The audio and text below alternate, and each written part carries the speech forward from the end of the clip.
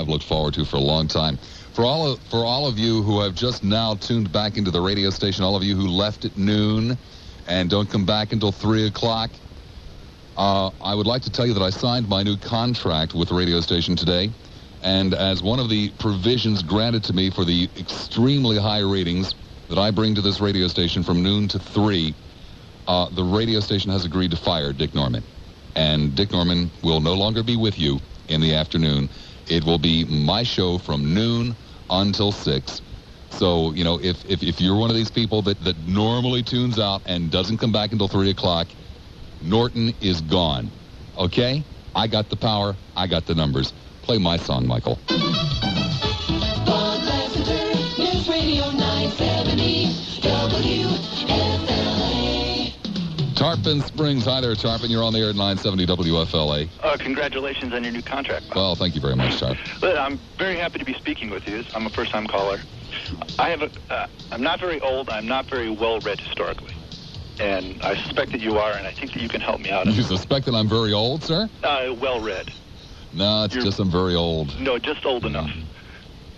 My question is, wasn't it argued, the basic premise of the argument, that due to the inhuman traits of certain people during the rise of the Third Reich, that the non-human traits, and I don't want to use the word Aryan, but the non-human traits of the Jews, the Slavs, the Russians, Poles, Greeks, Gypsies, and all those other, everyone else basically, except the people concerned, wasn't that enough of an argument for them, enough of an excuse to warrant the extermination of those people? You're quite right. You're quite right. No two ways about it. And doesn't that parallel too closely this issue? I'm really gonna try my damnedest to be not only serious with you but non-confrontational. Yes. I don't see where it does for the following reason, and I'll try to make it as brief as humanly possible. Okay. We all agree that a 5-year-old, a 20-year-old, a 1-day-old, a 40-year-old, a 90-year-old living, breathing, functioning human person is indeed a human being in the purest sense of the word. Yes. A madman came along in the case that you're talking of, and a nation of very spineless people went along with this madman, a relatively, at least in our lifetime, unusual event, and exterminated people that everybody else agreed were human beings. We are talking about, in the case of an abortion, the termination of a pregnancy of what is apparently is beginning to look like a human being, but is something that is totally and completely dependent upon the physical being of the mother for its nourishment, for its very survival. Yes. It is not a pleasant situation. It is not one that anyone relishes. I was reading about something. I'm going to digress here for a minute. I promise I'll give you all the time you need. But I was reading about something last week that just absolutely turned my stomach. It's something that I was not aware of. I've had a vasectomy. My wife and I are not going to have children, so I don't pay a great deal of attention to things out there in the world that deal with children. And I was reading in a column about a despicable practice, one that I can't bring myself to encourage it in any shape, manner, or form. What I'm referring to are abortions based upon sex tests. Oh, I want a boy, and it's clearly a girl, so we'll have an abortion. I read that, and, you know, sometimes I'm a very naive man. I read that, and I said, oh, damn, that doesn't sound right. I mean, I can't justify this. That's just not right. I mean, I can understand you don't want the kid because it's going to do this, or it's going to do that, or it's going to break up the marriage, or you can't feed it, or you just can't deal with another one. I can live with this, but this seems so callous. This seems so wrong. And it is wrong. I don't know why it's wrong. I can't tell you why it's wrong, but it makes me uncomfortable, and yet, who am I to tell somebody they can't do it? Because I don't want to be told what to do, and I don't want to be told what not to do. I think when you bring up the the analogy of what Hitler did. What the hell? To hell with it. It's not what Hitler did. It's what Eastern Europe tried to do 45 years ago in wiping out clearly a race of people. Actually, several races of people were targeted, as well as several groups of people, such as homosexuals. And there were certain religious persuasions that Hitler wasn't very fond of who were also targeted. Political, exactly. You know, this is clearly murder of what we all agreed to be human beings. And I wish that abortion didn't happen. I wish that everybody that got pregnant was just so damned pleased about it, because that's the way it's supposed to be, man. It's supposed to be one of the most marvelous, one of the most beautiful acts between a man and a woman to create another human being, to bring a piece of you and a piece of me joined together into this world. It's supposed to be beautiful and happy. But damn it if they don't want them. This is the only way I could justify that sex test abortion. If these people are so damned callous that they could only love a boy, or that they could only love a girl, you know, to tell you the truth, I think I just assume they not have kids.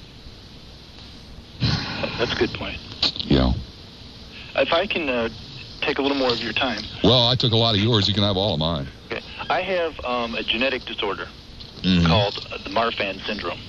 Okay, I'm not familiar with it. Could you briefly tell us what it is, if you want to? Okay, there's a tall black basketball or volleyball player. Her name was Flo Hyman. If you happen to remember her. Yeah. She died in Japan. She also had this disorder. Abraham Lincoln allegedly had this. It's a soft tissue disorder, and it's essentially later on in life. It's very varied, and it's hard to specifically define, and they have not come up with any genetic test to show that it exists in a given person. They only have attributes that they can attribute. Essentially a breakdown of the connective tissue, such as in the aorta or in the eyes. And I had, in 1983, I had a dissecting aneurysm. So did she. Had just a plain old aneurysm, and she died. There was really no hope for her. I had a dissecting aneurysm. They managed to get me to a hospital, and I had surgery. Now, I have to live with this. You know, I'm thankful, of course. I don't know who to thank. A lot of people, I guess, that I'm still alive. But I've had to live with this fact all of my life. I've had to also live with the fact that I have a 50-50 chance of spreading this to my children. Now, I'll be perfectly honest, I've stood on both sides of the issue. I don't really even know how to accurately approach the issue. One of the ways you tried approaching it today was bringing up the animal issue early on. I thought that was really clever, and I didn't even see where that was going. You blindsided me, and a lot of people, I imagine. And I don't know how to approach it any better than anyone else, I guess. But I will never actually have an abortion myself, but I have to face the fact that one day there may be a genetic test. I think it's an amniocentesis test or something. They can take a little sample. If they can one day locate the chromosome that could potentially spread the genetic disorder that I have to my child. I've had to live with this debate in my own mind as to whether or not I could live with myself by spreading this on. And I don't have an answer. There currently is no test. And I imagine if there is a test, that's when my problems are really going to begin.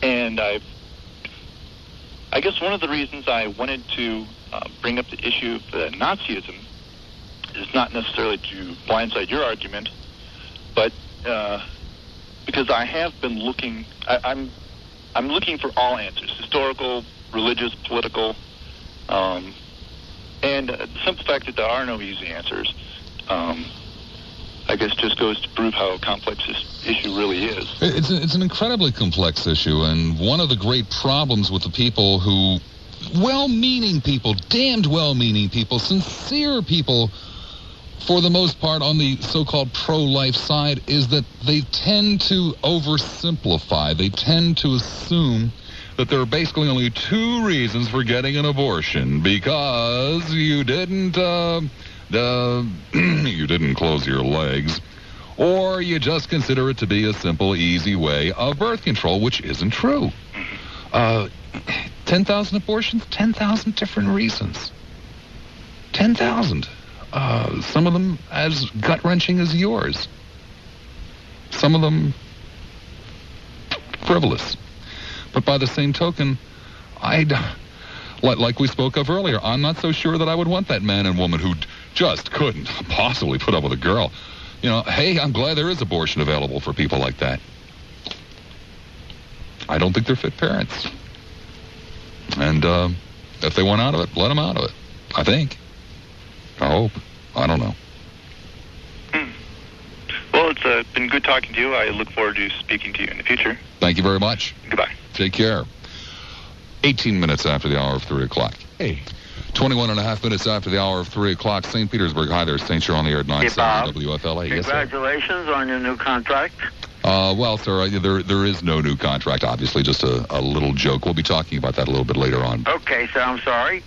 Anyway, about 10 days ago, I watched a geographical TV show of the pygmies in Africa. And that proved to me conclusively that while they were supposed to be human beings, they were people, behaved exactly like the animals, climbed trees like an ape, went out and... Not in the mood or amused. Land O'Lakes. Land, you're on the air at 970 WFLA. Good afternoon. Hi. When I discuss this topic, it's probably one of the most important of our time. And I wonder if I could ask you a couple questions. Sure. Okay.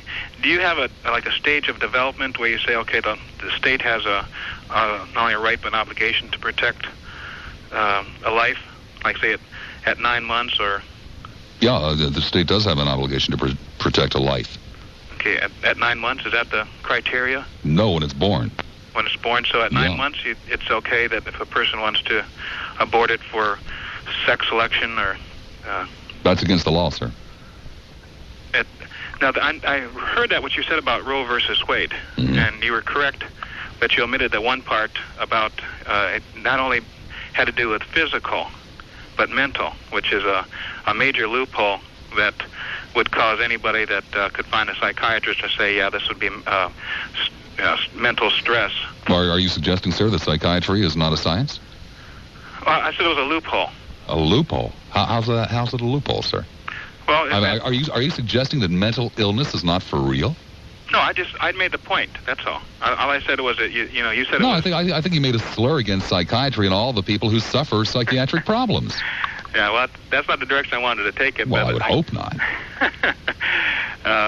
But the point I was trying to make was, when I talk to people and I try to find out where they fall, because I think the Supreme Court, when it made its decision, kind of took care of the problem for a lot of people, and they say, well, the Supreme Court said that, so that's what I agree with. But when you get down, you say, okay, at that 9 month, does a woman have a discretion to abort her baby, or 7th month, or 6th month? Sir, I'm going to have to do something. I've been aware of something for several minutes that I just have not really been able to address or to deal with here. And I'm going to interrupt the conversation. As a matter of fact, I'm going to interrupt the entire radio station. Something has happened this afternoon. David Maseko has come into the studio and would like to speak with you. David. Robert, thank you. Sometimes the news hits close to home, and it has hit us very hard today, Robert, and our listeners. It's with a great deal of sadness and personal loss that I tell you that 970 WFLA talk show host Dick Norman was killed this morning in an automobile accident in Brandon. Dick has been a vital part of this station for 2 years and a broadcaster for the past 23. He started his career in Dayton, Ohio, and served with distinction at radio and television stations throughout the eastern United States, and my understanding is even overseas, winning 2 Emmy Awards and a Foreign Press Club Award. Dick leaves his wife, Lynn, and 4 children, Lynn, Sean, Brandon, and Heather, our hearts are with him, as are our prayers. I knew him for less than 10 months, and I feel like I've been robbed. I feel like I've been robbed, too, and there was something terribly, terribly unfortunate that happened at this radio station at 5 minutes after 3 this afternoon. I did not know. And as a joke, I'd been asked to stay on for about an extra half hour. I did not know that Dick had been killed this morning. And with my perverted sense of humor, of course, opened up the program, suggesting that I had had Dick fired. Obviously, nothing could be further from the truth, and obviously I feel awfully, awfully, awfully bad. As we all do. And I deeply, deeply apologize for an indiscretion that I would not have committed. I promise you, had I any knowledge whatsoever. I don't know what you do at a time like this. I've never been through anything like this. I would like to stay, if I might behind the microphone here, and would welcome anybody to come in, would welcome anybody who wanted to reflect on Dick Norman. I met Dick about a year and a half ago. He was the one that brought me to this radio station from WPLP. And just like anybody else during the course of a relationship, there were good days and there were bad. There were arguments and there were lots of good laughs, and there were misunderstandings and so forth and so on. I had a great deal of respect for that man. I never really knew where the hell he was coming from politically on the air. But I had a hell of a lot of respect for him. He was a good broadcaster, a good man. I met his wife. I've seen his children. I'm assuming he was a damn good man. I'm at a loss. Well, Robert, I think just in the 10 short months that I knew him here in Tampa, and what I knew of him in the Cincinnati market when he was up there, we as a family here at the radio station lost a good friend today. I think the Bay lost a great broadcaster and a person of great creativity and wit. I could always depend on Dick to come up with an unusual twist on a situation. And he was a hell of a booster of this radio station, too. He was. And happier than he's been in quite a while. And that's a great disappointment to me. It's a disappointment to everybody, David. Like I said, I don't know what to say, but I would like to stay here if I could. Yes, please do. Behind the microphone, and I would like to, at this point, even open the phones if, I don't know what to do. It's not in the talk show host manual what you do when one of your colleagues has been tragically killed. I think there is no standard operating procedure for something like this. In a news and information and talk station, you deal with it in as professional a manner as you can. However, this is a personal loss to all of us, and I'm sure people will understand that.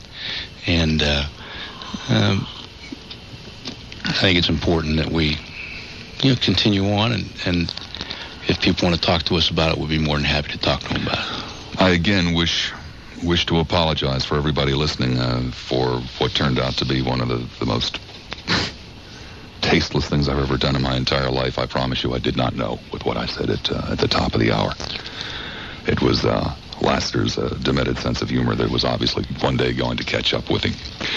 Let me give you the telephone numbers, people. I guess this is new for you too, huh? Pinellas 461 joining us, and I know a lot of people are at this time of the day. Uncle Dickie was killed in a traffic accident this morning in Brandon. I really have no further details on it than that.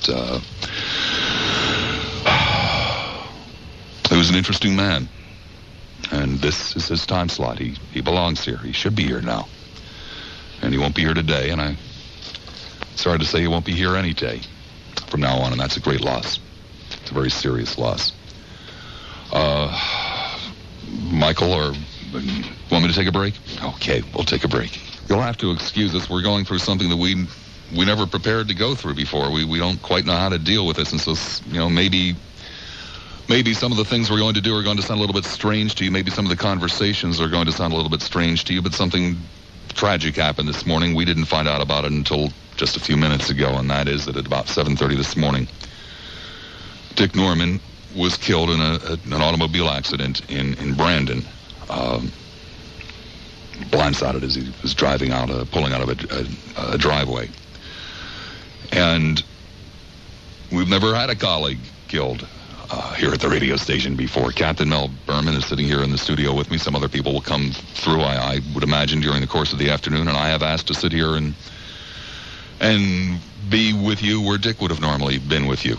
And we're going to take some phone calls and try to figure out how to get through this, because it's a terrible, terrible shock to those of us here.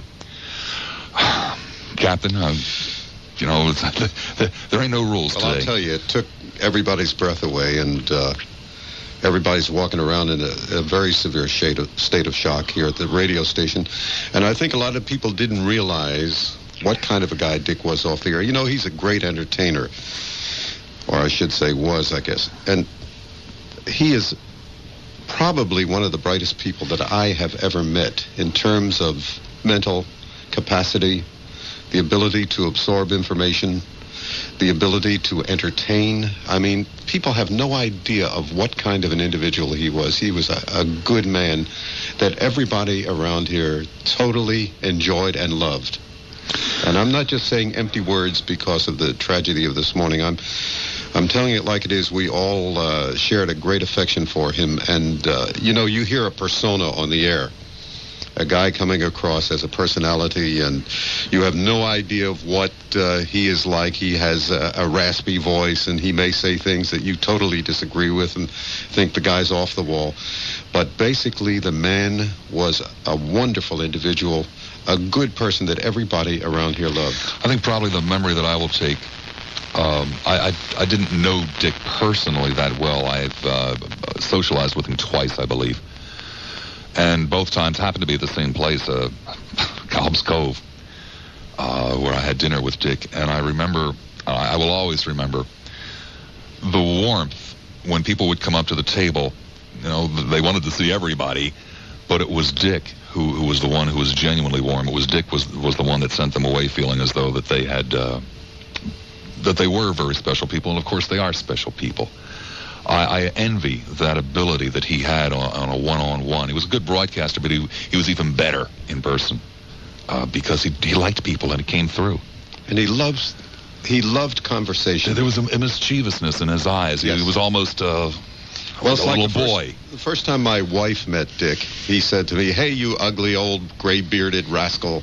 And I said, "That means he likes me." I said that to Jenny, because it did. He had a very affectionate way of insulting you, if you will. Mm-hmm. But he meant it with a great deal of love. He was an interesting man. I shall always remember him. Gino, what can you say? Hello? Hi, Gino. Hey, Bob. Boy, I'll tell you, you know, my 2 cents worth is this. You know, you guys really have an impact on society, and I'll just relate it from my own personal view, and I'm sure others can share with us, is that when I heard what happened, I you came on the air, and I know you were kidding about the contract, so Yeah. I knew, well, you know, Dick is, you know, maybe he's out doing a promo, and he's late coming back from Manatee County or I was whatever. I was a little bit mad at him, if you want to know the truth. Yeah, well, I'm sure, and God, when Maseko got on, I thought, well, God, what are these guys pulling, you know? And boy, you know, nobody would say anything like that, you know, without it being true. And as soon as he announced that he was killed in a car crash, it was like if I had lost a dear friend from college, you know, a guy you'd been dealing with for a long time, or a cousin, or I can't say a brother or that close, but you guys on talk radio, you know, that have built this rapport with people, I think, I don't know if you've realized the impact. It just kind of caught me. I got a lump in my throat. It's not like, you know, you're hearing somebody else get killed. Well, Gino... But talk radio is different. Like if somebody told me that Sam Donaldson got, you know, hit, I used to deal with Sam Donaldson or Roger Peterson or Nelson Benton. I used to deal with those guys one-on-one and everything. But talk radio, because of all the things we share and discuss and communicate with, when I heard that Uncle Dickie got killed, I just, honest to God, it just really hit me. Well, it's so funny, Gino. I you know, it's one of those things that I'm going to remember for a long time. But during the 3 o'clock break, they come up into the control room about 2:45 and said, you know, Dick's going to be about a half hour late. Can you stay around? And so I said, sure, you know, okay. And I went out to get myself a cup of tea at 3 o'clock, and I'm standing out by the kitchen, and I'm saying, he better have a damn good reason, to myself.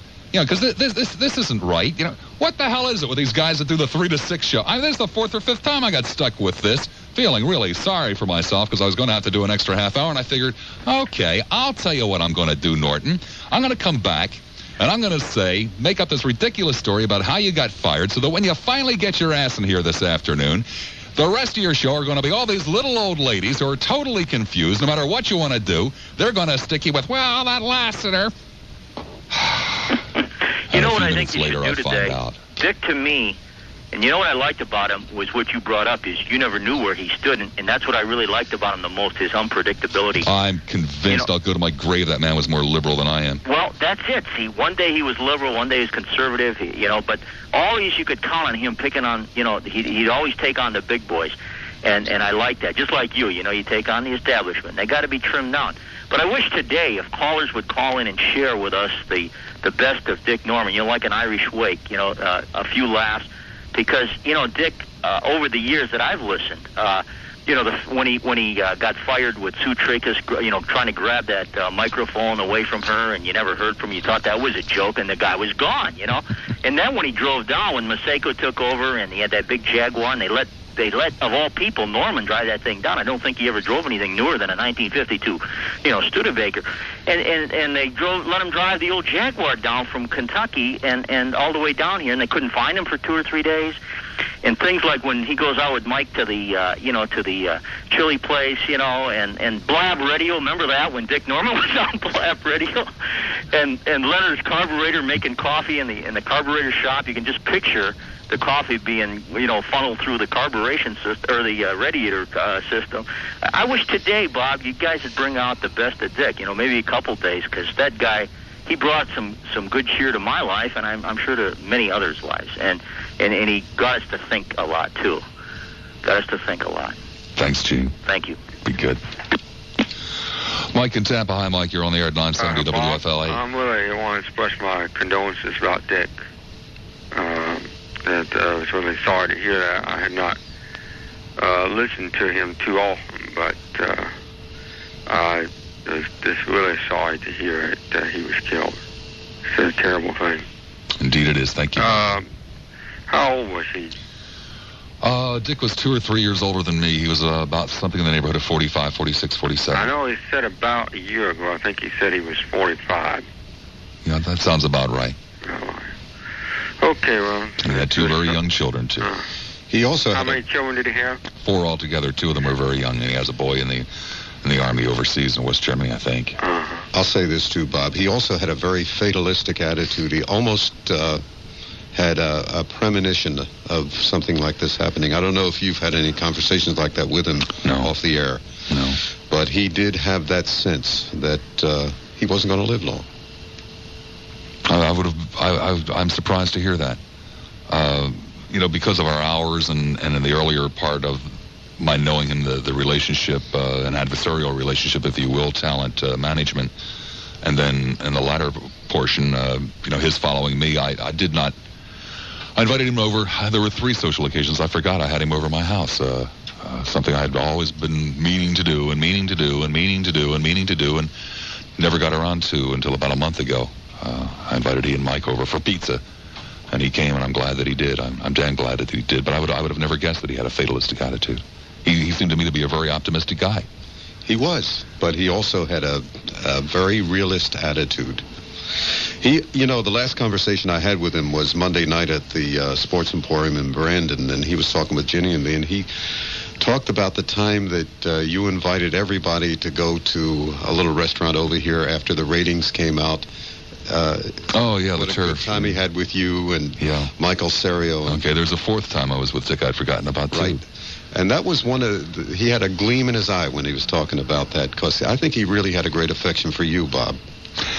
He did. Dick never insulted me by giving me advice, but he had a marvelous way of what appeared to be complimenting me and suggesting how I might shine further. A very clever way of dealing with an egotistical SOB such as myself who would not take advice if given. And I shall miss that. I shall miss it very much. There are a lot of things I'm going to miss. Those damned shows about model airplanes that I could never stand. I'd kill to hear another one. And a lot of other things, too. St. Petersburg. Hi, St. You're on the air at 970 WFLA. And I'm calling from Tarpon Springs. Yeah, go ahead. Bob? Yep. This is May. I'm from Tarpon Springs. I lived in a little town north of Dayton, Ohio. Moved down here 3 years ago, and I listened to Dick for years on... I really shook up here on WAVI Dayton. He was on it with Bob Quessel and Brad Clay. And then when he left AVI in Dayton, he went to WCKY in Cincinnati. And remember how we and all the neighbors would try to bring that station in. And when I come down here and I find him on the radio, and also Steve Hall, who's your morning newsman, is from WAVI in Dayton. I think maybe you could get him on and he could talk about him a little bit. I just want to tell you how, and I know he went to Ohio State, and I sent several of my children over there and everything. And he was even talking about a boy from the Troy area, Bob Ferguson, last week. When I'm talking about that proposition, that they had to have the 2-point and everything. But I just want to tell you, I was so happy when I came down here and heard his voice. But I want to tell you, I feel very bad. We all do. And thank you. Thank Bye-bye. you. Bye-bye. If you just any place. All right, Michael.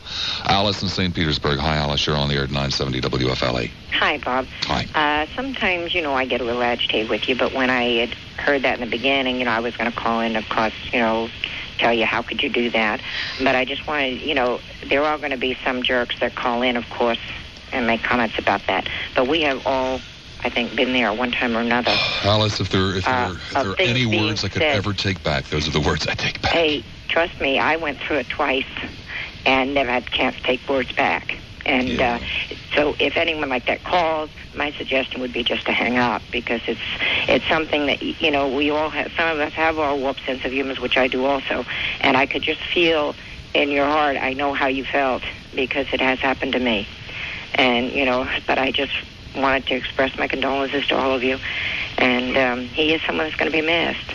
But like I said, don't even give those people a chance, because sometimes when you have your bashing Lassiter, that these people call up and just some of the filthy things that come out of their mouth. And those people don't deserve recognition at this time. So that would just be my feeling, that I'd like you to just hang up on them, so that none of us have to listen to that. You've got because it'll happen. Okay. And please express my condolences to everybody. I certainly will. Thank you. Thank you, Alice. For those of you just joining us, at about 7:30 this morning, Dick Norman was in an automobile accident in Brandon, New Jersey, in Brandon, that ended up taking his life. Dick Norman's dead. This is Dick Norman's show. And I suspect it always will be. Miriam in Tampa. Hi, Miriam. You're on the air at 970 WFLA. Hi, I'm sorry. Hi, Bob. Hi. I'm like Captain Mel. I think that's Captain Mel with you. I just Sure came is. in and I heard it, and I can't believe it. I just really can't believe this. I'm like Captain Mel. I think he knew that something was going to happen to him. I've heard him say more than once, "Oh, hell, I'm not going to live that long, no damn way." I've heard him say that so many times. I missed that. I never heard that from. I knew Dick Norman to be nothing but optimistic. No, I've heard him say that right over the air. He'd say it. I'm not. He made one remark several times about the Social Security. He says, "Well, I'm not going to live long enough to collect it." No way. And he just constantly said it over and over. And I'd say, "Don't say that," to myself. But I really feel bad about it, and I want to express my condolences to you too. And I'm going to cry, so I'm going to have to hang up. Bye bye. Bye bye, Miriam. Skip and Brandon. Hi, Skip. You're on the air at 970 WFLA. Hi, Bob.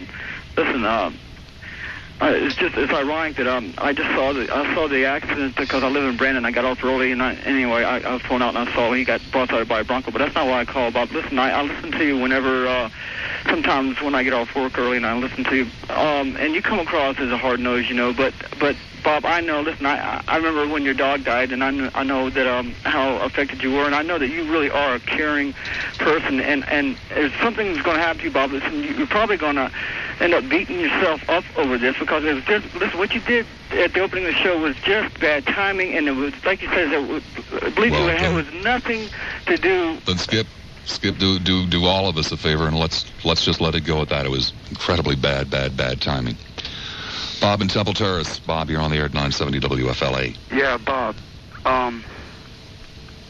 To grieve over the loss of just a friend and a co-worker, that shows what separates us between animals and humans. I'm upset, and I just know that Uncle Dickie looked down on us, and hopefully he'll have a good laugh at what's going to go on later on. But I just wish to express my condolences to you, your fellow workers, and to his family. And thank you very much. Have a good day. Thank you, Bob. Pat in Tampa. Pat, your turn at 970 WFLA.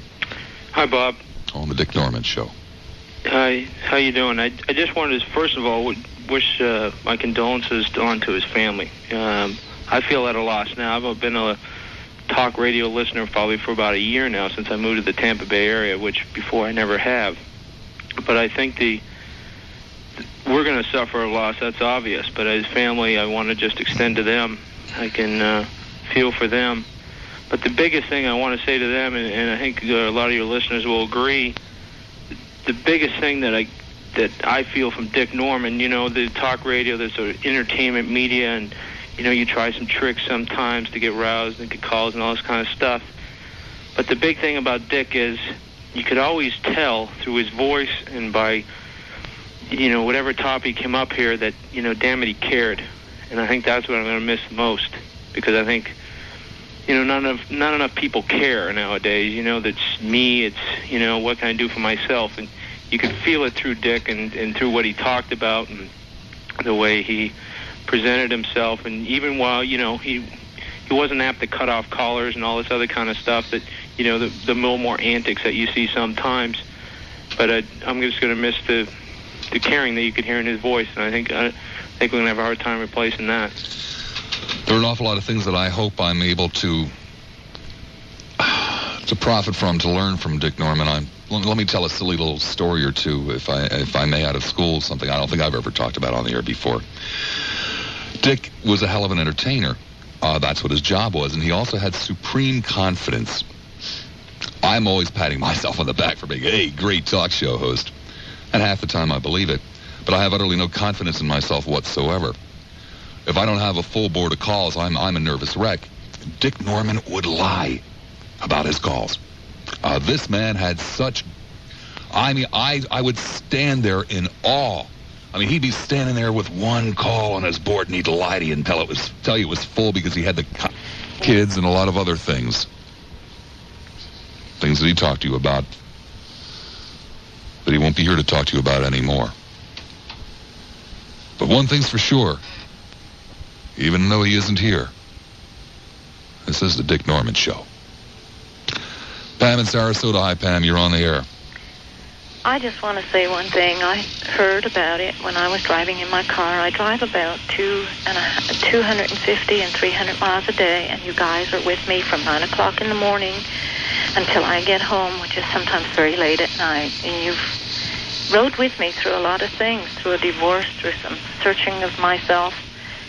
And you have become very good friends to me, and for all different ways. I look at you as a guy that makes me laugh, gets me angry, makes me cry, but you're always just real different than anybody else I've ever known, and I always call you Mad Dog Lassiter. And Dick, I always remember for his gravel voice. Uncle Dickie. I don't know where Uncle Dickie came from. I have no idea why, but that's what everybody called him. Just a super nice guy. All you guys are, and I don't know if you really know how much you mean to a lot of people around here that drive around listening to you. And when I get down as far as Fort Myers and I can barely get you, I just really crank that thing up so I get you amidst all the static and everything else that's going on. You're really precious to me. You ask a question. You ask, do we know how much we mean to you? I can't answer that one, but I can ask one back of you. On days like today, do you have any idea how much you mean to us? Well, thank you. That's a nice feeling. And just extend my sympathies to everybody. It's really not a really good thing to say, but let's all remember him with laughter and his gravel voice booming out over that mic, and for all the good things. Okay, citizen. Okay. Take care. You too. Bye-bye. Mitch in St. Petersburg. Hi, Mitch. You're on the air at 970 WFLA. Hi, Bob. Hi, Mitch. bear with me. If you'll bear with me. Yeah. This has really hit me like a ton of bricks. It really has. I've listened to you guys for about a year and a half. And particularly you and Dick have become like friends of mine. And I don't know, I'd just like to express my sympathies to his family and to the staff at WFLA. And he's going to be sorely missed, especially by me. I've been unemployed for about 3 months, so I've had a lot of time on my hands. And a lot of times when I wasn't getting the chores done around the house, it's because of guys like you and Dick. Agree or not, I always greatly enjoyed both of your shows. And I don't know, Bob. Afternoons aren't going to be quite the same, my friend. No, they're really not. But if it reminds me of one thing, it reminds me that every once in a while, tell your friends how you feel. Because the next time you say goodbye, that may be what it is. Ain't that the truth, huh? Sure is. Why does it take something like this to drive home that point of well, every once in a while we just mortality? We get shaken out of our complacency and taking other people for granted. So, I'm really sorry, Bobby. I'm sorry too, Mark. Thank you, my friend, or Mitch, excuse me. That's okay. Take care. Bye-bye, Bob. 19 minutes after the hour of 4 o'clock. Is it time? Can I do it? All right. Paul Porter standing by with the sports. Paul, back. It is the Dick Norman Show, and if you're just joining us, Dick is not with us anymore. He was killed this morning in an automobile accident. Mark in St. Petersburg, hi, you're on the air. Good afternoon. Hello? Yeah, I'm here, sir. Oh, okay. I can most sincerely empathize with the very difficult situation in which you find yourself right now. And I think you're handling it admirably. You're kind. No, I'm not at all. I think you're handling it very well. And my heart does go out to the people that are affected by his death, most especially his family. I met Dick about a year and a half ago at Busch Gardens. He had been kind enough to send me a couple tickets. And we got into a discussion about Anchor Steam beer. And he said he enjoyed it, but he hadn't tasted it for some time.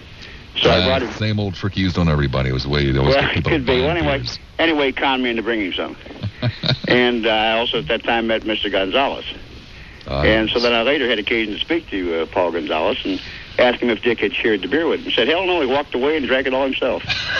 Well, why? Come on, would you have it any other way? Well, certainly not. I admired him. But Dick was an imp. Yeah, that's the word I was looking for. He was an imp. Yeah, there was that mischief in his eyes. Certainly was. He had his little beard, and had his beard and his gray hair, and he was a great big roly, well, not a great big, but a large roly-poly man. Little roly-poly, yeah. And he was the kind of fellow that, you could get in discussion, no matter what side you were on, he could take the opposing side and convince you. Well, to a degree. But anyway, he was a very, very warm, he was not a radio personality when I met him. He was just a very warm, generous, very entertaining man to speak to. Well, he was very non-radio stereotypical type of person. He didn't have the deep, ballsy voice, or even in terms of television, because Dick did a great deal of television and very successfully. He certainly didn't have the anchorman good looks. He didn't look like he fit in the business, but he sure as hell did, and he left a considerable mark in it, too. Well, he was one of these kind of fellows that you could hear him on the screen, and then when you do meet him in person, you realize that hear him on the radio. When you meet him in person, he's no different. He's just who he is, and if you like him, that's fine. If you don't like him, that's all right, too. You're quite right. There wasn't much difference at all. The Dick Norman that you heard and the Dick Norman that you would run into in the studio. The only thing is I'll go to my grave convinced that he didn't always mean everything he said. Well, he said these outrageous things to make you people think. Do any of us? You don't mean all the things you say. You make me mad as hell, but I'm sure you don't mean all these things. Well, at least for the moment, I usually do. I'm sure a good many of them are said for effect. You never know, huh? You never know. If we ever find out, you'll be off the air. Probably. Okay. Take care. Bye-bye. Bye. Marv in Madeira Beach. Hi, Marv. You're on the air at 970 WFLA on the Dick Norman Show. Hey, Bob. Hi. How are you? Hanging in. At first, I didn't believe it. When you first announced it at 3 o'clock, or shortly after 3 o'clock, and then, I called and talked to your producer, and he said yes, it had happened. And then I didn't believe him. I don't know. It takes me a while to believe people, I guess, but didn't believe him until the newscast at 4 o'clock, and it was announced there to everyone. And I tell you, it's taken me by surprise, and it's got me quite shook up. But I don't know. I guess I could first start this off by saying that I first met Dick Norman at Skyway Chili, and first thing I thought of when I saw him was that he reminded me of Colonel Sanders. Yeah. And Yeah, looked like Colonel Sanders' illegitimate son, huh? Yeah. And once I got sitting at Skyline Chili. Yeah, Skyline Chili, and he's sitting there, talking away, and just as nice as could be. I agree with the previous caller about the fact that he was not typical radio, celebrity in person. He didn't walk around with diamond rings all over his hands and drive up in a limo, or sip chili with a straw or whatnot. But he was down to earth is the best thing, the way I can describe Dick. He's on our minds every day. He had to be, because he brought up topics that really spurred us to think. And that's one thing I really want to just say, and I know all your listeners agree with that, is that he did get you to think. And he helped my life, and it's going to be a great loss. He loved this radio station. He loved this format, and he loved the people, too. Yeah. And he leaves a very large vacuum, and he leaves a great burden on those of us left behind to try to at least come close to loving this radio station, this format, and this audience as much as he did. And it's quite a burden. I hope we're up for it. Sure is. Hey, is there any word yet when the funeral will be, or? No. Dick died about 7:30 this morning. Apparently, we found out here at this radio station somewhere in the neighborhood of 2:30. His family had to be notified first, which is why I didn't know. I was only told that he was going to be late, and his family didn't even find out until shortly after 3 o'clock this afternoon. So okay. So it'll probably be tomorrow before we have any details at all. Well, all right, Bob. Carry on the good work. Take care. All right, bye-bye. Joe in Odessa. Joe, you're on the air at 970 WFLA on the Dick Norman Show. Hi, how are you? Fine, thank you. Listen, I want to express my sorrow and condolences for Dick. One thing I got to make everybody understand, or the talk show people themselves, the hosts, that how you can, like the weasel in a dress, and these are just like conversations maybe once a week over an extended period of time. You can almost know what he's going to say. Well, being the listener, we're hearing you or Dick in every conversation for 3 hours a day, 5 days a week, and imagine how well we must know you guys and how you're going to react to what somebody says, and you just almost like they're your real buddy. We really know you as well. Like, you understand what I'm saying? How well you'll know what that Clearwater guy would say, on any topic. And just imagine hearing 3 hours straight of him, how well you'd know him, And, Dick, the great Kabuki, you just can't help but love him. And I'm really sorry that it happened. It came so fast, but it lets us know that, anytime. It can happen anytime, and I'm really sorry to hear it. And if anybody calls you a subhuman pig, again, they got to have their head examined, because your true colors do shine. Thank you, Joseph. And we're really sad out here. Take care. You too. Be good. Don Richards standing by on the WFLA News. Donald? 970 WFLA talk host Dick Norman was killed this morning in an auto accident in Brandon. His car hit by another, the sheriff's office says, as he was pulling out of a Circle K on Causeway Boulevard. Dick has been here at WFLA for 2 years. He worked in Orlando at WKIS for 2 years, at radio and TV stations in the eastern United States, and as a UPI reporter in South and Central America for nearly 20 years before that. Won 2 Emmy Awards for his work in Overseas Press Club. Leaves his wife, Lynn, and 4 children. You're just kind of joining us. While it is the Dick Norman Show, it will probably be the last Dick Norman Show, and unfortunately Dick couldn't be here with us today because he lost his life tragically this morning in Brandon, Florida. We're in the business of disseminating news and information. Sometimes that news and information is not always pleasant. Sometimes you even wonder about giving out the information, but Charlie Davis is with me here in the studio. We have more details about something that has touched each and every person in this radio station very, very tragically, and obviously many of you. I'm going to ask Charlie to tell you what we know about the accident, because I don't know, somehow it seems to help the grief process when you at least have some idea. Charlie, what do we know? Just a few additional details, Bob, not too many at all. Most of this comes from a phone call I had just a short while ago from Jack Espinoza, who is the designated spokesman for the Hillsborough Sheriff's Office. You've heard Jack's voice on our radio station many, many times. He deals with the media every day. Jack called. It was largely a condolence call. He had figured out who the victim was in that particular accident. Turns out it happened at about 10:35 this morning. His phone call and the few brief details he was able to give me caused a few other things to fall into place. I show up for work about 9 every morning, and a little after 10:30, I got a phone call on one of our news tip lines that we've established. A lady said there's been a propane leak at a service station. I remember hearing that in the hall this morning. Highway 301 in Causeway, so that was the first breaking story that I was working on today. And I got as many details as she had and said, would you like to be eligible for our News Tip of the Week award?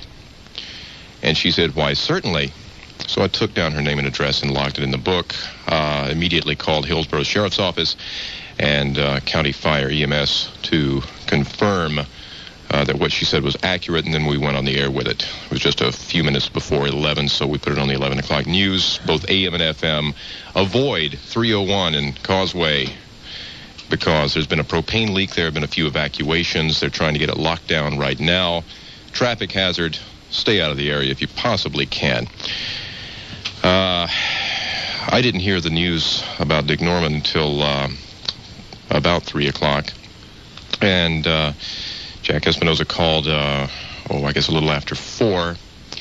And from the details he gave me, it turned out that I was reporting on the accident that cost Dick Norman his life. He didn't have many details. He had gone to the scene himself, as he usually does, and said that his car was knocked about 300 feet or more all the way across. The car rolled all the way across the highway and struck the tank, causing the other problems. We were talking about that car. It was a Chrysler, so at least a mid-sized car must have been hit with tremendous force. It must have been. I've ridden in that car a couple of times. Most recently, just a couple of days ago. Dick did the endorsement for Snappy Car Rental. It was whatever Snappy was providing him at the time. Usually a mid-size car of that nature. And so from what Jack Espinoza was able to tell me, I was able to deduce that was the accident. It happened about 10:35 this morning. Do we have any details at all as to services or anything? No, not right now. A little bit early. On a standard news story of this type, we would say services pending, or arrangements pending. Perhaps we'll know more before the sun goes down. I feel like the sun already has gone down, Bob. I know what you mean. Dick Norman and I He was an extra good friend to me for no particular reason. I don't know why. He seemed to take a liking to me.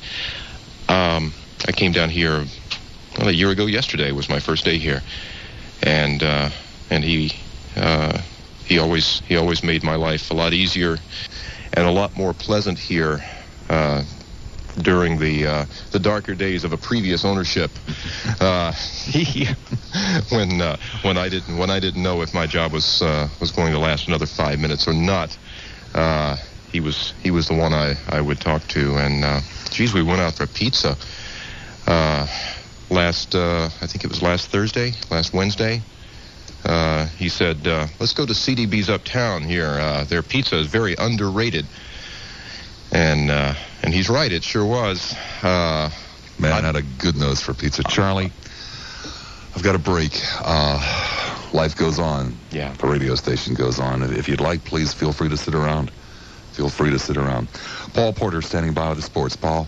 For the time on a Thursday afternoon, the 26th, I think. Yeah, 26th day in the month of January, 1989. A Thursday, as I guess I've already said to you. This is the Dick Norman Show. Dick Norman died this morning in an automobile accident. We don't know how to do shows like this. You don't want to ever have a contingency for a show like this. So in essence, what we have done, we being the radio station, is we have some airtime to fill no matter what happens. I've asked to stay here until at least 6 o'clock tonight. My studio door is open for anybody in the radio station who wants to come in. The phone lines are available to anybody out there who wants to talk about it. It's best to talk about such things. It's best to get them off your chest. There are an awful lot of good times. There are an awful lot of very, very fond memories of this man named Dick Norman. An awful lot of little stories that are starting to come out here at the radio station. Sitting in the studio with me is Charlie Davis on one side, and on the other side, Michael Hennessy, who was with WPLP for a long time, with quite a number of stations, actually. I guess over the years, Michael, you've been in this town a long, long time. And now with the, strangely enough, Brandon Chamber of Commerce. And also with the... Oops, my mistake. Go ahead. And also on Saturday nights with WFLA. And it was one of the things that I wanted to point out was Charlie made exactly the point that I wanted to make, that Dick seemed to take a liking to people for no particular reason. I guess Dick was probably familiar with my work at WPLP just as he was with yours. He was a professional. He knew who was doing what at the competitive stations. And anyway, one night I came in November, and I was just really, really low. Of course, in March I had been fleshed out of WPLP, and I ended up at one of the local TV stations. And at that point that I came in to talk with anybody who would listen, I was having some real problems with my job. I was very unhappy, and Dick sort of just sort of took me down to the canteen, and we had a few beers and we talked about it. And he told me exactly what the problem was, and got me going again at the time where you just wanted to throw in the towel. And he explained a few facts of life about the television business that he knew and I didn't. And he got me through a very rough time, and gave me the encouragement and the guidance that I really needed. Plus, he also listened. He didn't tell you. Dick, as you pointed out, Dick would never tell you what to do, but he knew what needed to be done, and he knew how to get you to do it. Well, Dick had the miraculous ability that an awful lot of people in management don't have. He would pick out what you were doing right and tell you about that.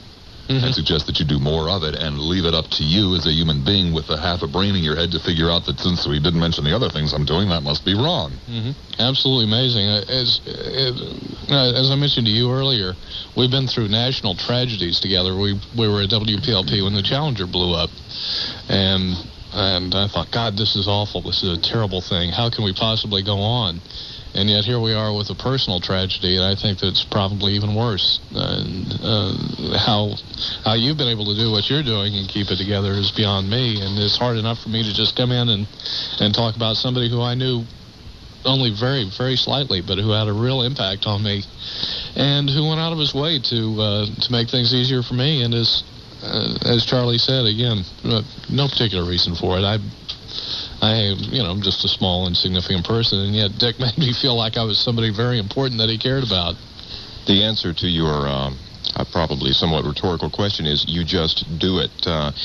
Nothing. I've been in radio for a decade now. Nothing like this, really like this, has happened to me in that I've been a part of it before. There was one situation that came close. It happened about 7 or 8 years ago when I was doing news for a station in East Tennessee. I was the afternoon newscaster. A bulletin broke on the news wire seconds before airtime, so I did the rip and read bit where you don't even have time to pre-read it even once. I saw the slug. It said plane crash in the mountains. Started reading about this plane crash that had happened about an hour earlier.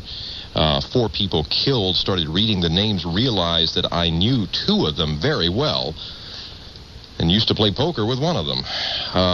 But you just do it because you're a broadcaster. That's what you have to do, but it doesn't make it a bit easier, I know. Coming up on time for a break in this hour on the Dick Norman Show.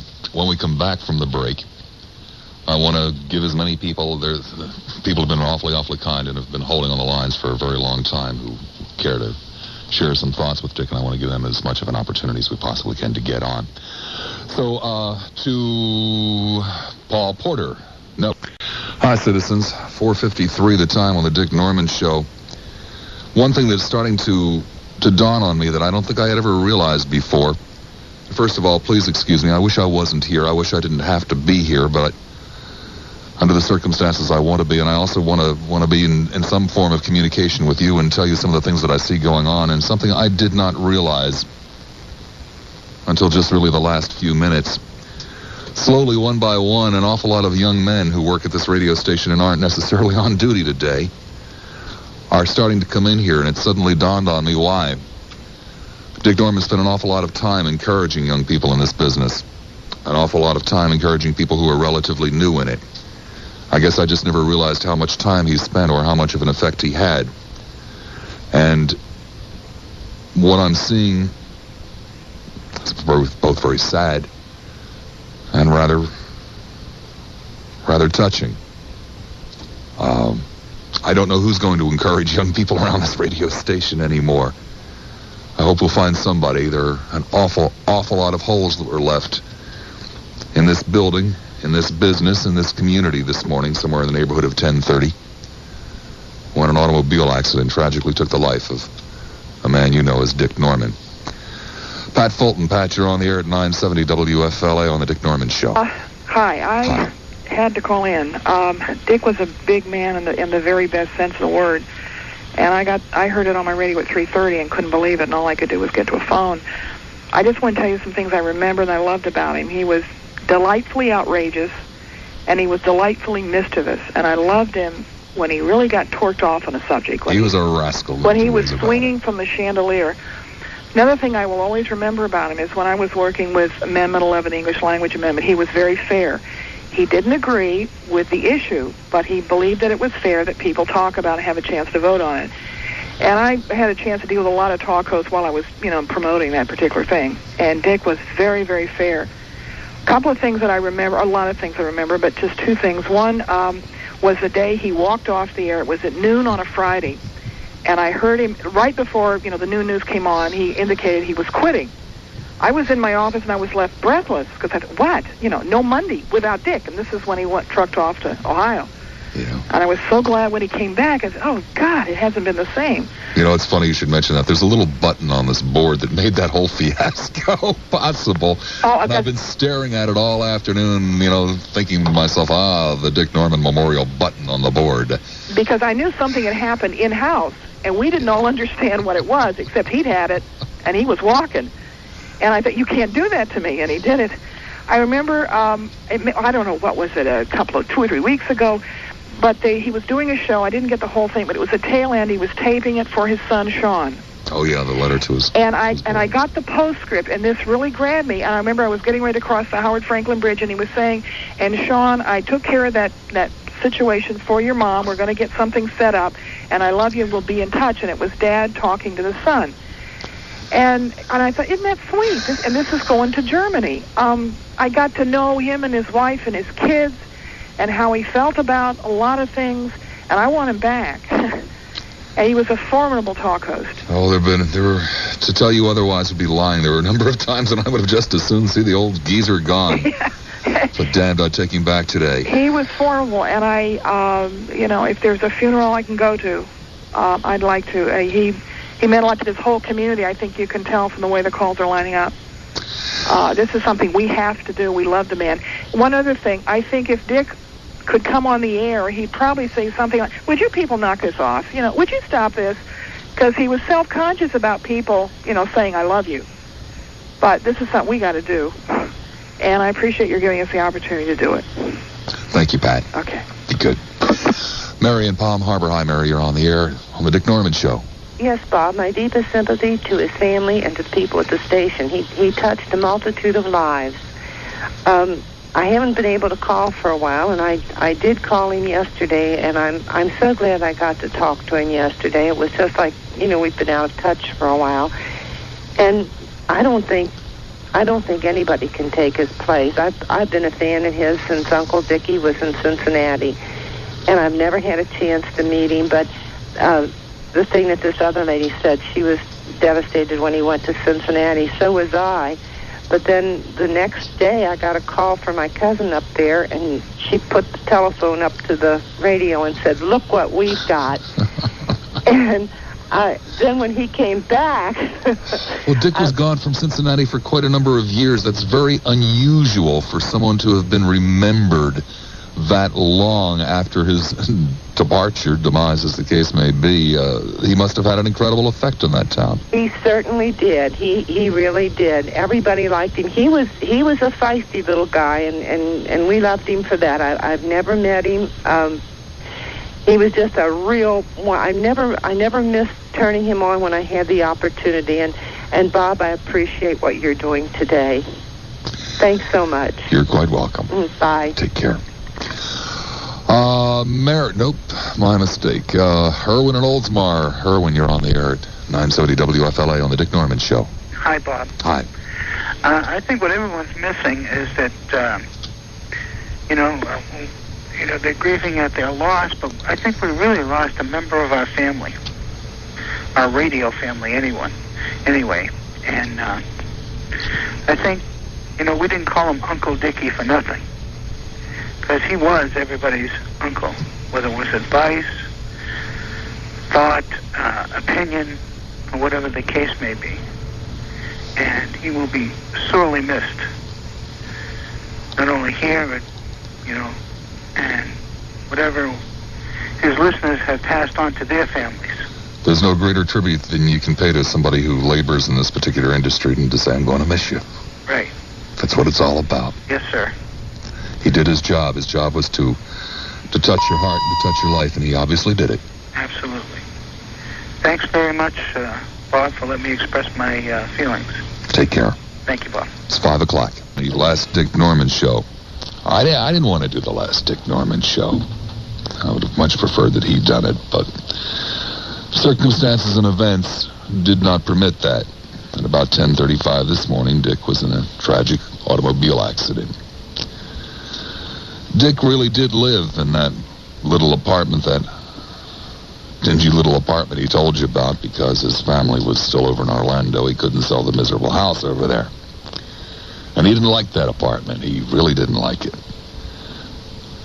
It was small and confining and apparently not overly pleasant.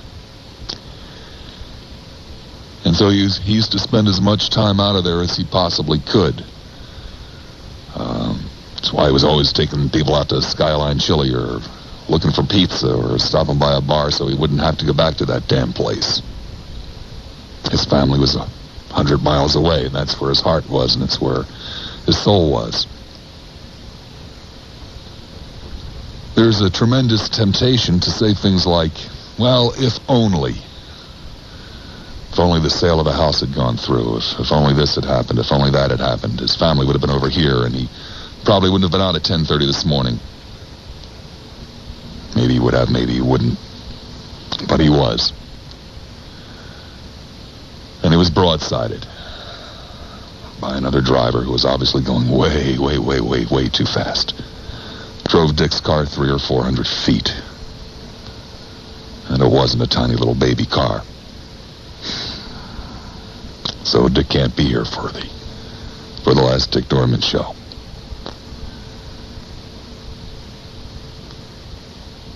A number of people have stopped by the radio station. A number of people have stopped by here in the studio, and there are an awful lot of tears around here this afternoon.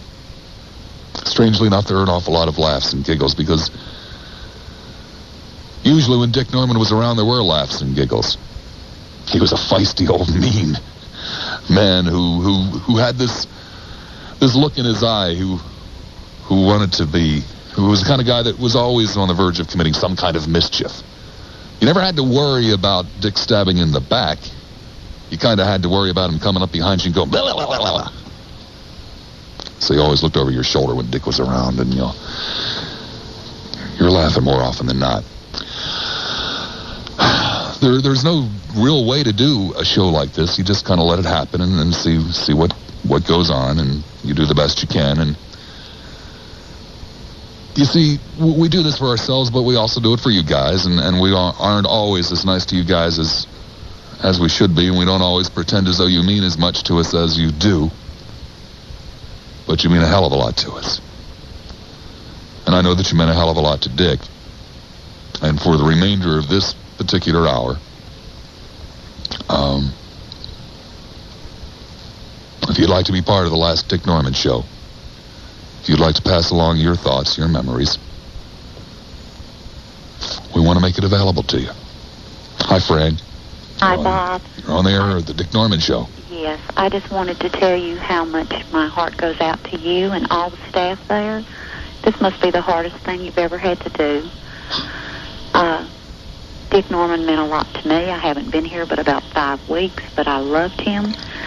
My husband had to come down from Tennessee before we did. He was alone in a big city. He turned on the radio and found Dick Norman. When I came down, he could hardly wait to share the show with me.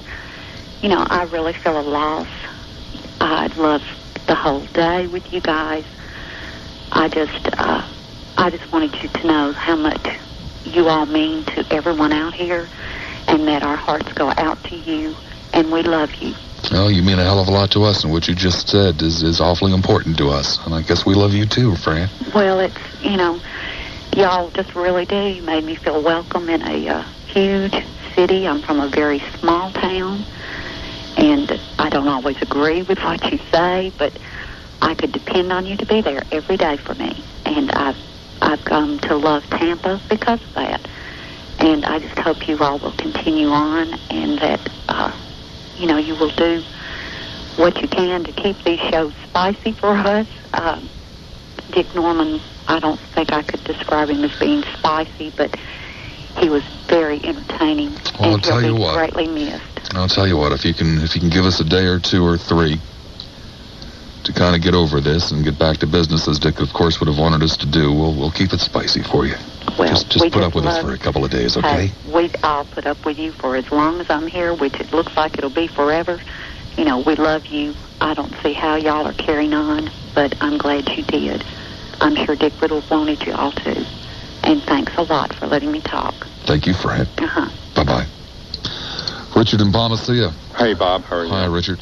Well, I just wanted to express my sorrow. I was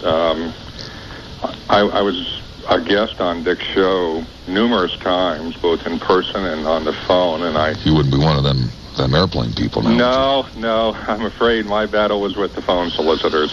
Oh, God, I forgot all about that. And I was... How could I have forgotten?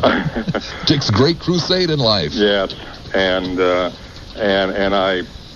You know, I felt that it really had a special meaning to Dick. It sure did.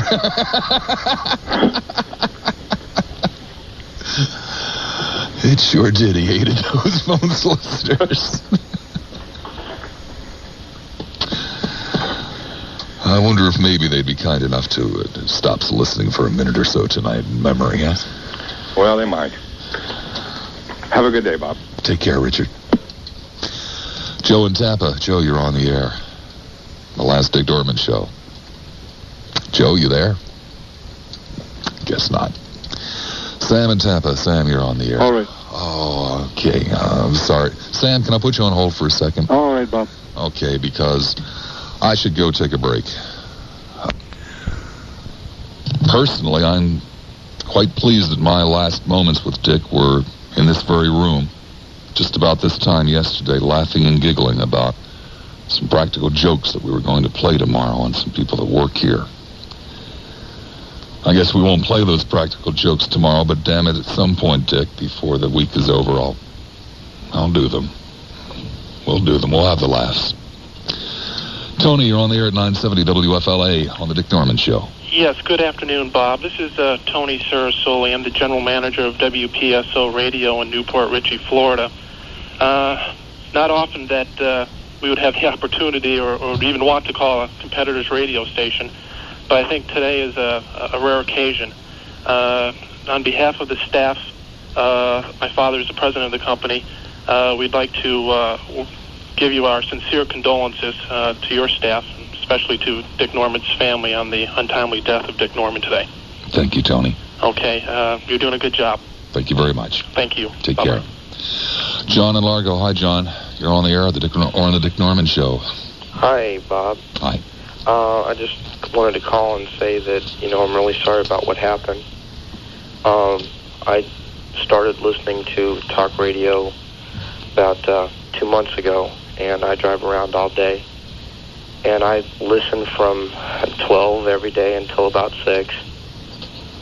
And I'm an avid music fan, but there was something about listening to you and Dick that just, made me think, made me laugh, and just generally reevaluate some of my own opinions about some things.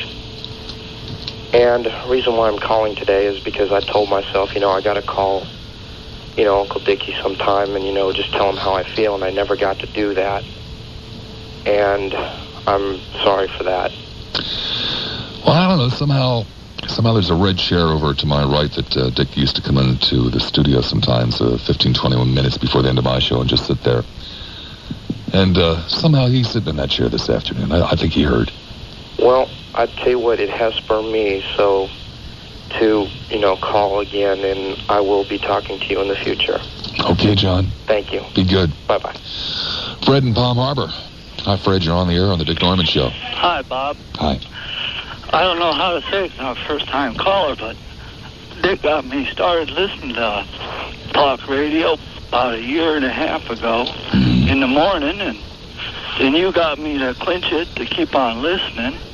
Between you two, it's just sad to hear him go. It's going to be a little lonely around here for a while. And if tomorrow, maybe over the air, if you could, give out where you can send cards to for the family. Oh, we sure will. All right, thank you very much, Bob. Thank you, Fred. Jay in Tampa. Hi, Jay. You're on the air on the Dick Norman Show. Hi, Bob. Hi. This is truly a sad day. As I've said before, I started tuning in about 9 months ago. And I remember Dick did a show about the minimum wage and how anybody working for minimum wage deserves it.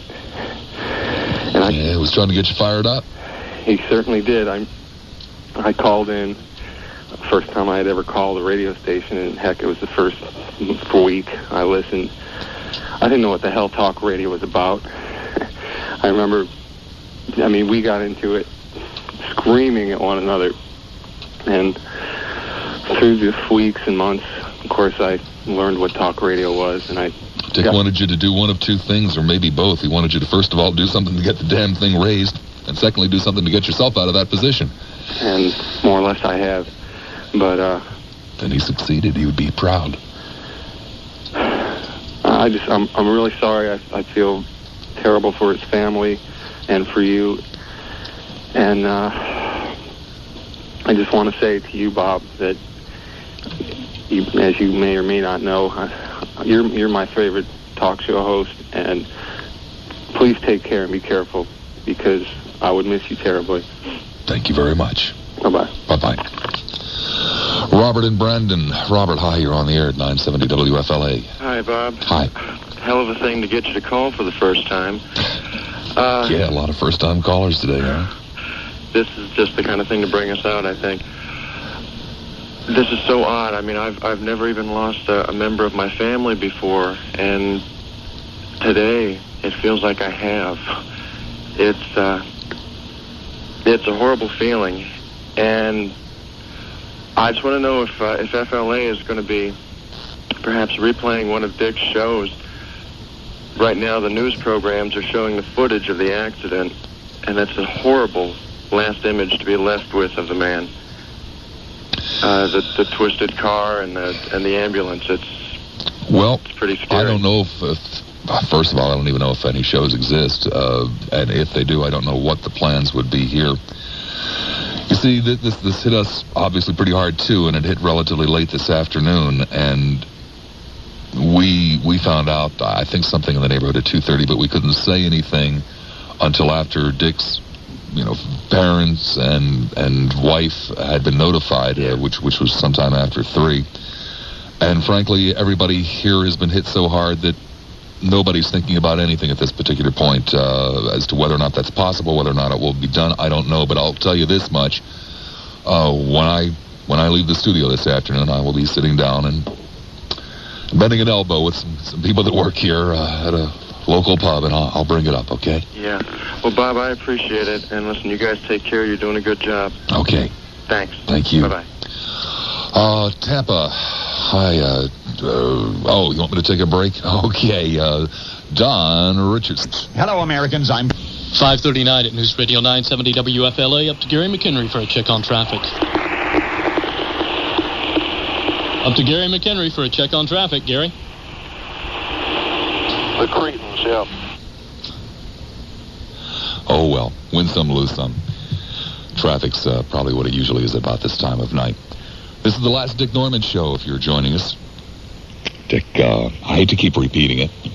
I really hate to keep repeating it, but the nature of this business is that people come and go, and the fact of the matter is that this morning Dick Norman was broadsided in an automobile accident and apparently died instantly. And we're here doing the best we possibly can to get through the afternoon with the Dick Norman Show. Tampa Bay, hi. You're on the air at 970 WFLA. Hello, Bob. Hi. I feel a little uncomfortable calling. I've called before. I'm not really an acquaintance of you, Bob, or anybody at the station.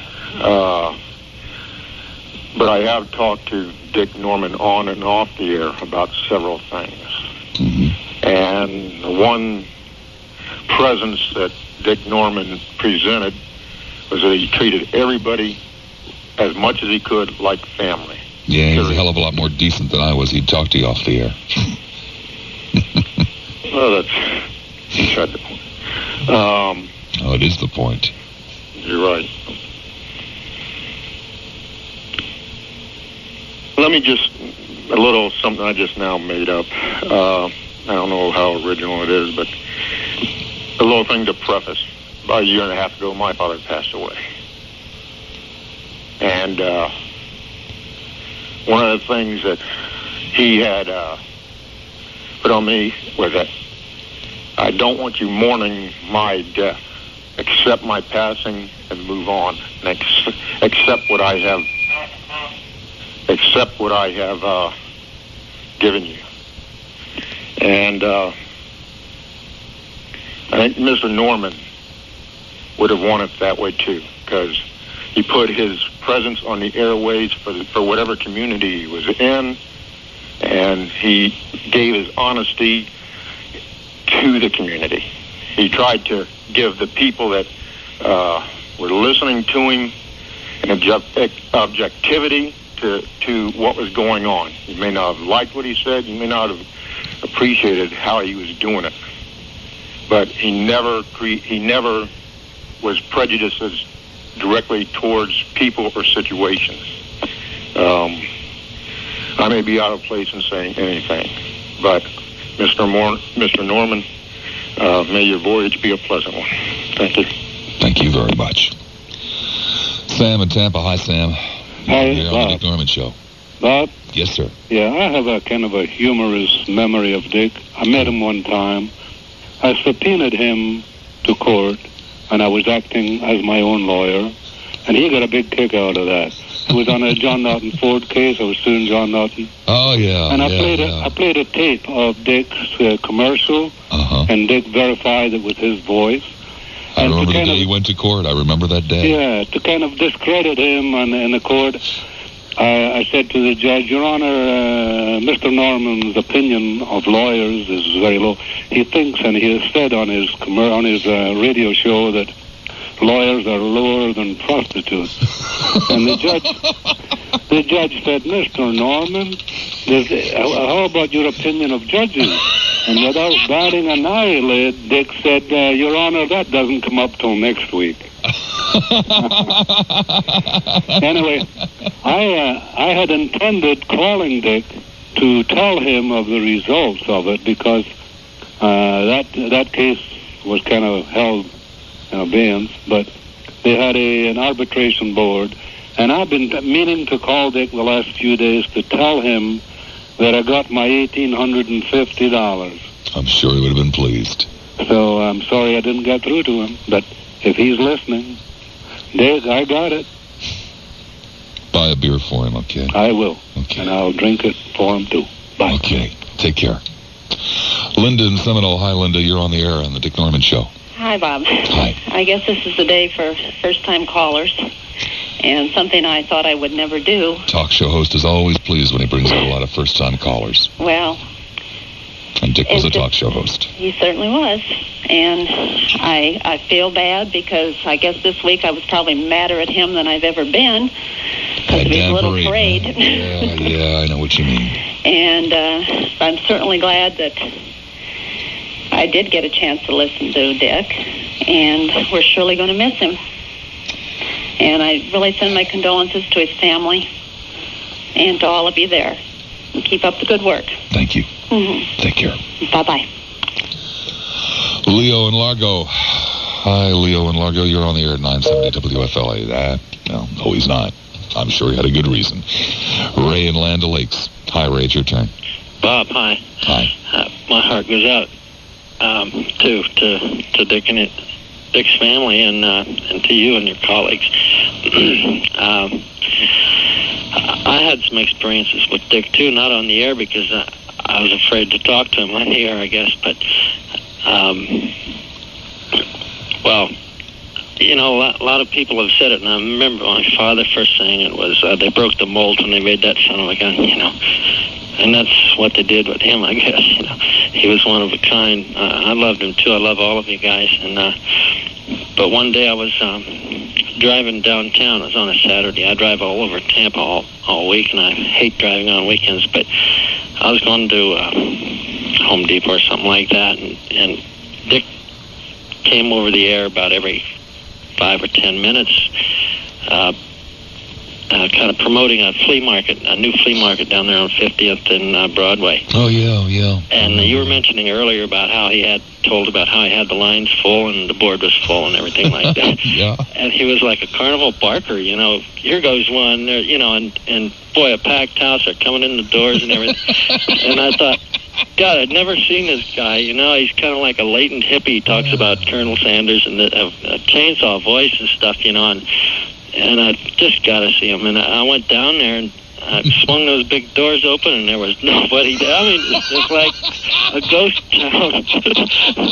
And WFLA's call letters are up there, and you can spot that right away. That was the first thing you saw. I didn't know about that. No, I've had those kind of promotions, too.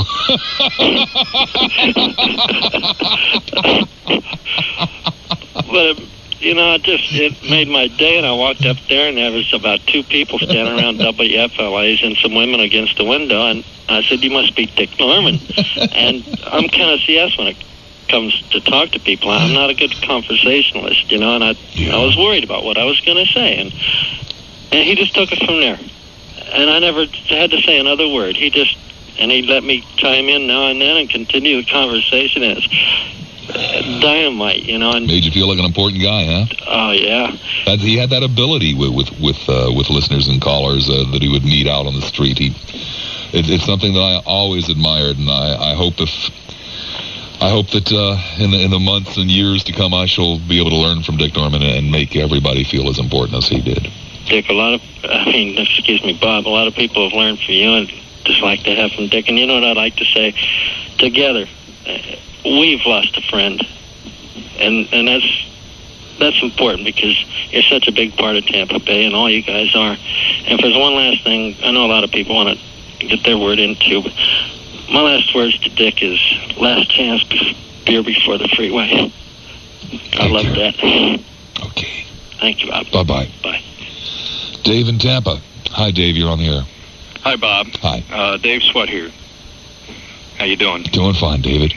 I just found out myself about 20 minutes ago. I heard a news piece on 105, and I'm still really kind of shook up. It pleases me to hear some laughter. It stopped the tears for a moment from me. Well, that was one of the nice things about Dick Norman is that when he was around, you didn't have to wait terribly long before there'd be some giggles somewhere. Yeah.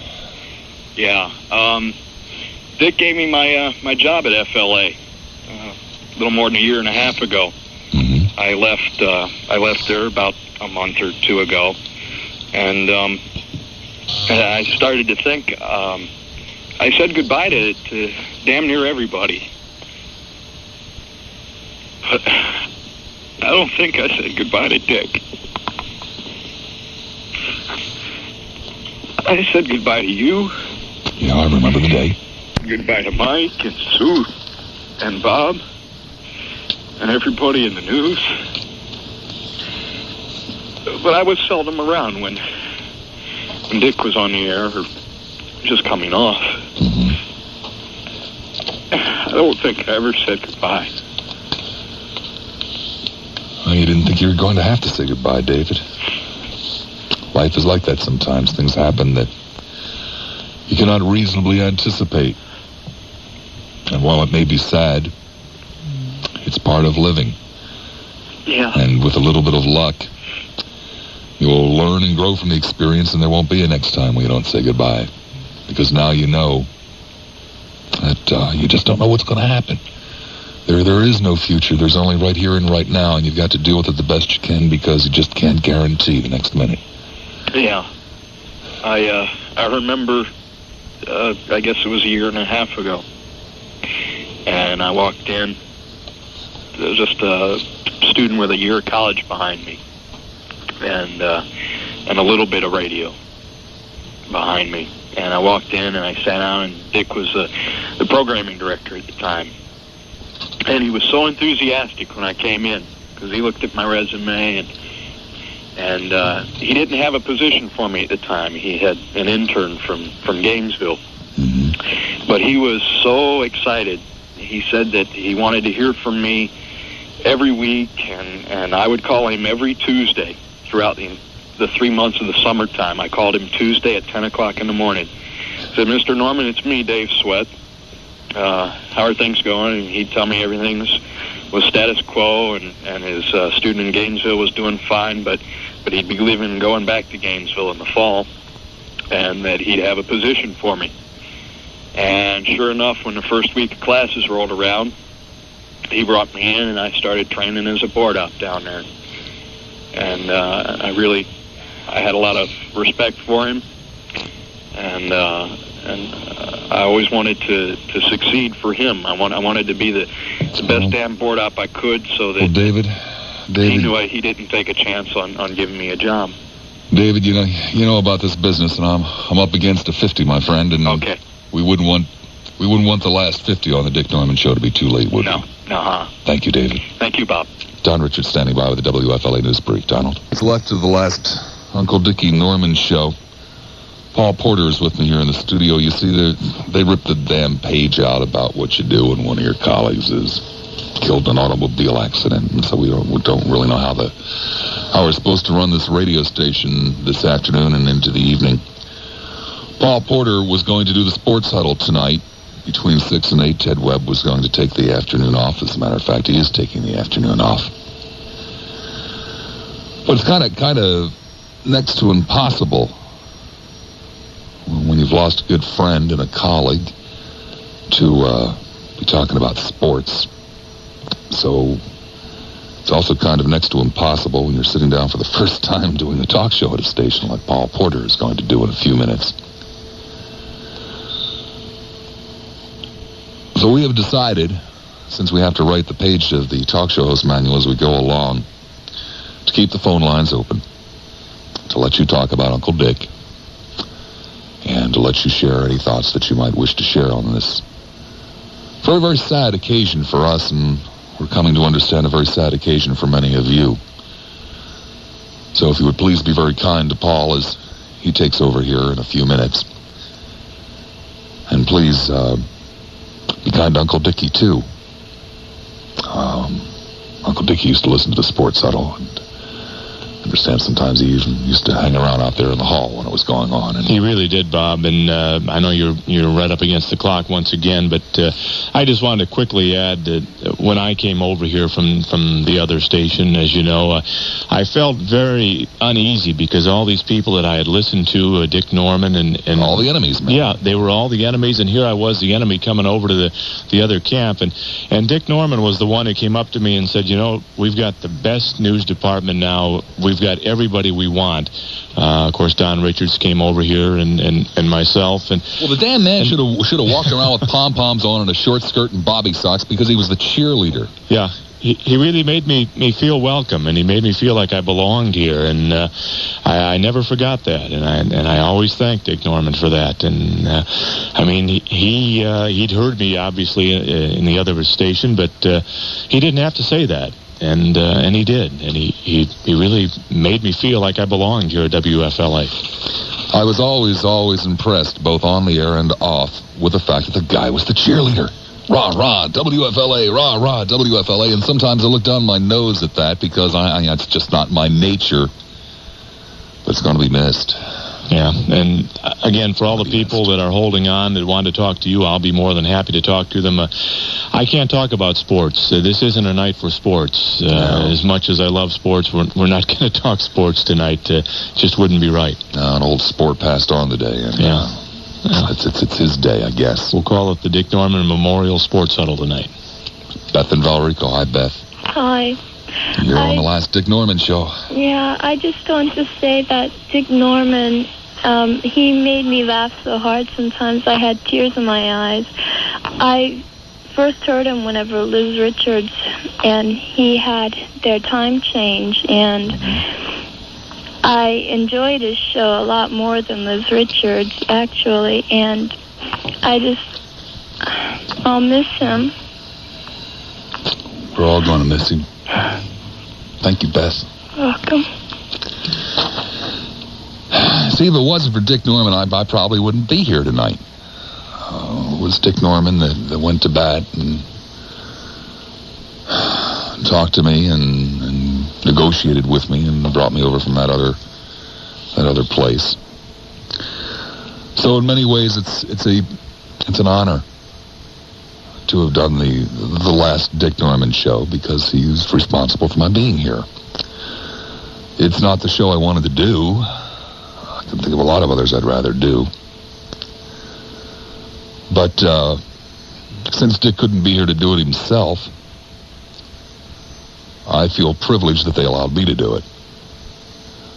All of the things that I talk about, all of the times that I pat myself on the back, and all of the glory, be it real or imagined, that I speak of, Dick Norman, directly or indirectly, is responsible for. I shall never forget that. I shall never quite forget the way that the people in this building behaved tonight, this afternoon, when they heard the news. I shall never forget how much of an effect this man has had on the people in this building, more so than, frankly, I realized. And so if you will allow me to ask Michael to play something that, frankly, I don't like. I don't like the jingles. But I can't think of anything I'd rather hear on the last Dick Norman show.